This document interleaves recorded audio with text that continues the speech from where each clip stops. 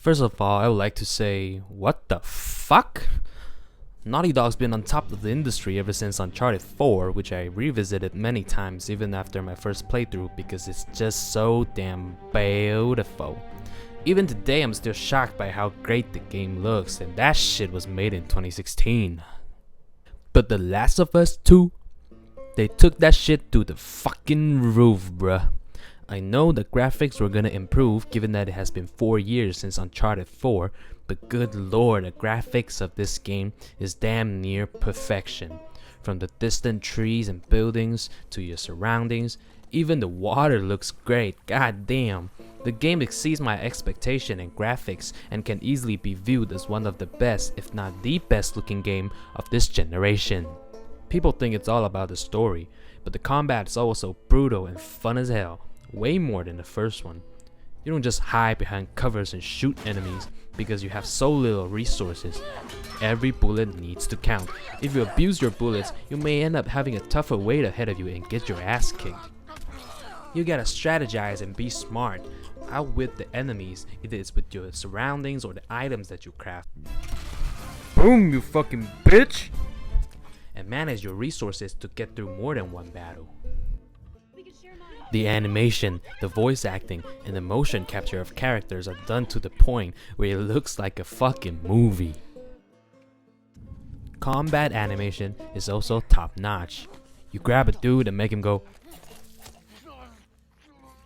You grab another dude and make him go. This game seriously humanizes the enemies. They have their own names, they cry out for help, they beg for their lives. Have you ever seen another game do all that? Just to make us feel bad about Ellie's obsession with vengeance. Yeah, go Ellie, go. Oh, right. I was trying to say that the game humanizes the enemies just so they can flesh out that every villain has their own perspectives too. Man, people went fucking nuts over this game's story. Some say it's a complete piece of shit because they can't get over the fact that their favorite character died in the first hour of the game. They're just not willing to look past it and understand Abby's motivations, let alone play as Abby. Well, I'm an intellectual human being, so I think Naughty Dog's very clever to let us play as Abby because they want us to feel and understand the character. Spoiler alert, if you haven't played or watched the game, what the fuck have you been doing for the past month? I was drawn in completely ever since I booted up the game. Back to back highlights, cinematic wise and gameplay wise. I got so fucking invested in these familiar characters, so when I saw Abby killing Joe, I was like, you can fucking die! And then I realized that this leads to an intertwining story between Ellie's vengeance and Abby's salvation. I get you, Naughty Dog. Anti-vengeance, right? You want Abby to become Joe's character and Ellie to become Abby's, so they understand each other's perspective and finally realize that vengeance is bad. But Jesus Christ, why? Why did you have to make these beloved characters break themselves? Joe and Tommy basically killed Joe by giving out their real names to a complete stranger. Now does this sound like something 2 seasoned survivors in this fucked up world would do? Because they have. Ooh, motherfucker, that startled me.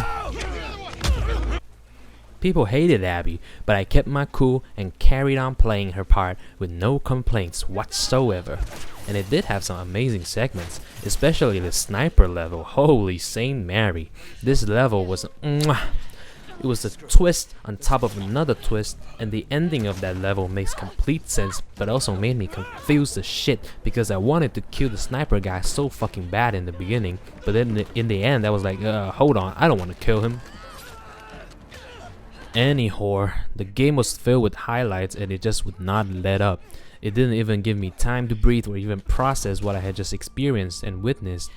But it was also obvious to me that some of these highlights were just there to be there, completely disregarding character development and motivation. Okay, heated argument, big fallout, big fight coming. Oh, what the fuck, did I just miss some chapters there? One big issue for me is that the game is just too goddamn long, and some segments just fucking drags, man. Ellie was pissed off when they set off for Seattle. Ooh, she wanted blood, so why the fuck would she, in the middle of a revenge mission, sit down in a music shop and play Take On Me by Aha for 10 minutes? She was supposed to catch up with Tommy ASAP, no? Abby's Island segment felt like a lifetime to me on my first playthrough. It was so fucking long. It felt to me as if they ran out of shit to say in Abby's part. The character motivations of this part made very little sense to me and felt like it was just there so that Naughty Dog can feed us their political bullshit. I thought the story was anti-vengeance. Turns out it was anti-war as well. I thought I was playing The Last of Us 2. Turns out I was playing Pocahontas on the PlayStation 4. But then I go, wait a minute.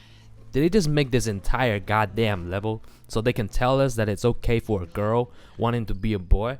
Now that's elaborate. I know that the island is a part of Abby's character arc, but did it have to be this long and political, Anita? Neo? I feel like they could have cut down Abby's part. I have no problem with playing as Abby, but making her part almost longer than Ellie's is definitely unnecessary.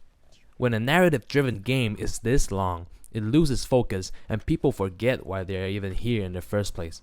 I mean, seriously, I forgot that Ellie's face was on the fucking cover. I would like to thank Jesus, Saint Dismas, and Holy Mary that this part is finally over. And nope, you got to be fucking kidding me. Also, why did they have Tommy track down Abby after almost a year has gone by?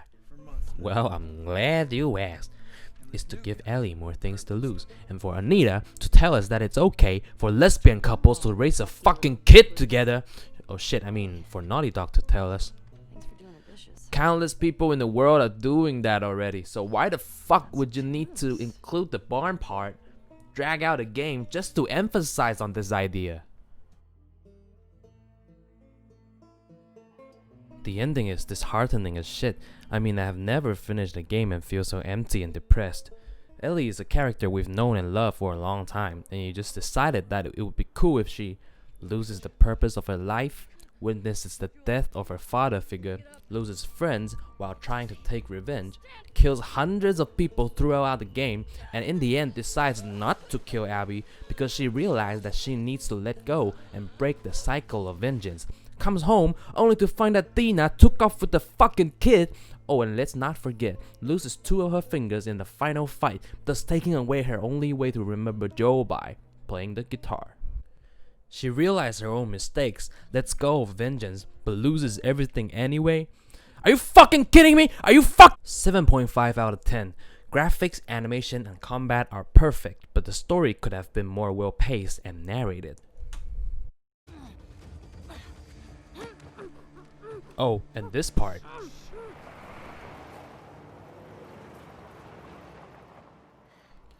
You know who that is? Is the scene from the trailer, man. I gotta tell you, their marketing is top notch. You know who that is? He ain't dead.